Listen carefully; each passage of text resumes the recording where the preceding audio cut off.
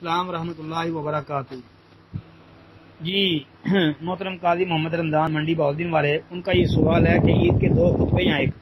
جی عید کا ایک ہی خطبہ سننے سے ثابت ہے، جیسا کہ سنن نبی داود ابن ماجہ وغیرہ والی حدیث جو ہے وہ موجود ہے۔ اس حوالے سے ابن ماجہ میں 1290 نمبر اور ابو داود میں 1155 نمبر حدیث ہے، ابن خزیمہ وغیرہ میں بھی آتی ہے 1362 نمبر پر، تو جس میں آیا کہ نبی علیہ الصلوۃ والسلام نے جو ہے وہ عید کی نماز جب مکمل کی تو یہ ارشاد فرمایا کہ یقیناً ہم خطبہ دیں گے، پس جو خطبے کے لیے بیٹھنا پسند کرے وہ بیٹھ جائے اور جو جانا پسند کرے وہ چلا جائے۔ جی یہ ایک صحیح حدیث ہے، اس سے پتہ چلتا ہے کہ عید کا ایک ہی خطبہ ہے، اور یہی حدیث کل بھی ہمارے گروپ کے اندر آئی تھی، تو کل بھی میں نے اس کا جواب دیا تھا کہ اس حدیث سے یہ بھی پتہ چلتا ہے کہ عید کا خطبہ سننا واجب نہیں ہے،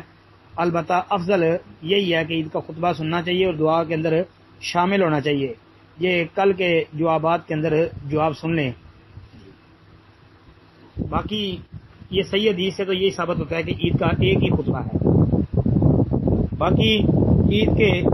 دو خطبوں والی کوئی روایت کوئی بھی صحیح موجود نہیں ہے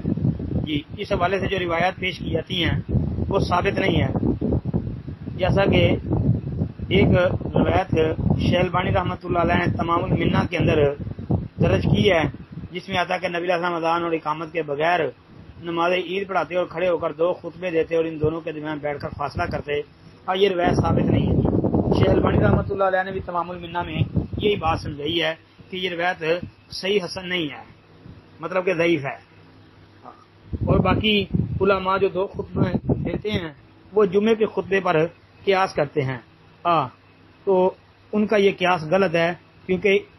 عبادات میں قیاس جو ہے یہ نہیں کرنا چاہیے۔ السلام علیکم ورحمۃ اللہ۔